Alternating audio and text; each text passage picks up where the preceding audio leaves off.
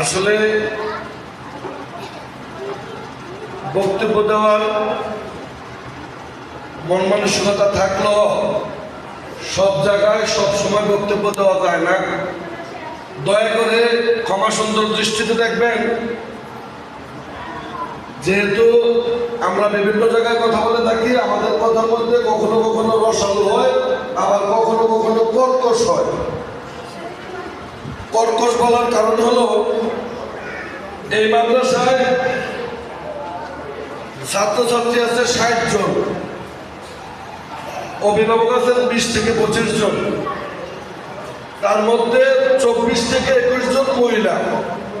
আমরা পুরুষরা এত ব্যস্ত, এই ব্যস্ততার কারণে নিজের সন্তানদের সুশিক্ষায় শিক্ষিত করব, কর্মব্যস্ততা দেখাইয়া স্ত্রী, বোন, মা তাদেরকে দায়িত্ব দেই বাচ্চাটাকে টেক কেয়ার করার জন্য, দেখাশোনা করার জন্য।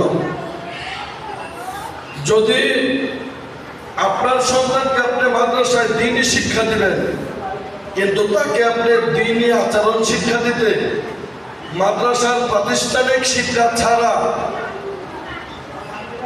আপনার পারিবারিক শিক্ষার প্রয়োজন বেশি। দয়া করে অভিভাবকবৃন্দ, আপনাদের দৃষ্টি আকর্ষণ করছে আমার কথা আপনাদের উদ্দেশ্যে। আপনার সন্তান আপনি মাদ্রাসায় দিচ্ছেন, আপনার পারিবারিক শিক্ষা এবং মাদ্রাসার শিক্ষা দুইয়ের সমন্বয়ে আপনার সুসন্তান সুশিক্ষায় শিক্ষিত হবে। মাদ্রাসার উপরে দায়িত্ব দিয়া আপনি আপনার বাচ্চাকে ড্রেস করাই দিলেন, টিফিন বক্স হাতে দিলেন, আর ব্যাগটা কাঁধে দিলেন, আপনার দায়িত্ব শেষ নয়। আজকে বাচ্চা সহ এই প্রতিষ্ঠানের সফলতা এবং ব্যর্থতা, এটার জন্য মাদ্রাসাটা যদি আল্লাহ না করো আগামী ৬ মাস পরে বন্ধ হয়ে যায়, তাইলে আমাদের এই বাচ্চাগুলো যে তাদের কাছে শিক্ষার জন্য দিচ্ছি, তারা আবার অন্যত্র দৌড়ঝাঁপ করতে হবে, অন্য জায়গায় ভর্তি দিতে হবে। আমরা ভুক্তভোগী হব সকল অভিভাবক। আর যদি এই ৬০ জন বাচ্চা, ৬০ জন অভিভাবক একজন কিংবা ২ জন করে আরেকটা অভিভাবককে উৎসাহিত করি যে আমার সন্তানরা যে মাদ্রাসায় দিচ্ছি অত্যন্ত ভালো সুনামের সহিত আমার সন্তানরা সুশিক্ষায় শিক্ষিত হচ্ছে, আমি অনুভব করতে পারতেছি যে এই মাদ্রাসার দ্বারা আমার সন্তানরা সুসন্তান হিসাবে আল্লাহ কবুল করবে।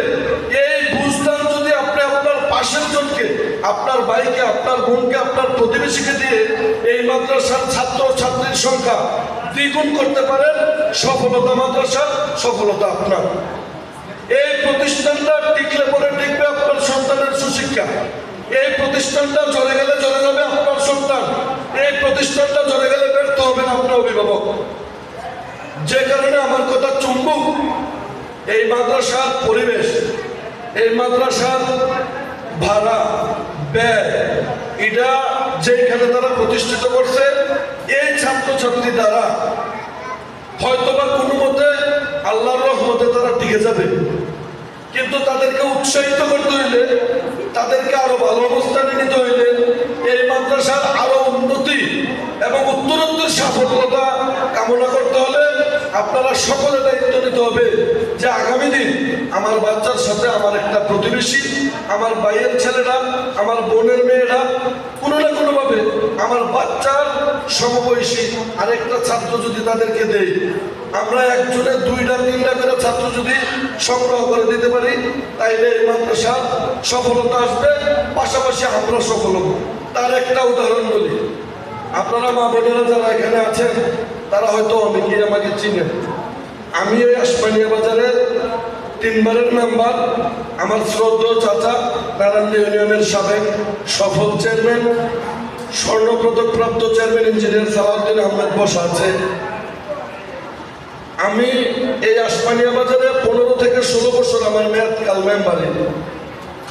যদি কোনো লোক এই বাজারে একটা রেস্টুরেন্ট, হোটেল বা একটা চা স্টল করে আমি আমার অবস্থান থেকে দাওয়াত না পাইলেও ওই দোকানদার আমাকে আদর আপ্যায়ন করে আগাইয়া না নিলেও আমি সন্ধান নিয়ে তার দোকানে নতুন নতুন অবস্থায় বন্ধু বান্ধব নিয়ে নাস্তা করি। তার একটাই কারণ, এই দোকানটা যদি টিকে যায় উন্নয়ন হবে আমার বাজারের, এই দোকানদার যদি টিকে যায় পরিবেশ বান্ধব হবে আমার বাজারের। তার কারণ কম্পিটিশন যখন হবে, এই দোকানদারটা টিকে গেলে, এই হোটেলটা টিকে গেলে পাশের হোটেল চিন্তা করবে তার হোটেলের মেম্বার সাহেবের, চেয়ারম্যান সাহেবের আগমন কারণ কি, তার পরিচ্ছন্নতা, তার পরিষ্কার, তার আপ্যায়ন।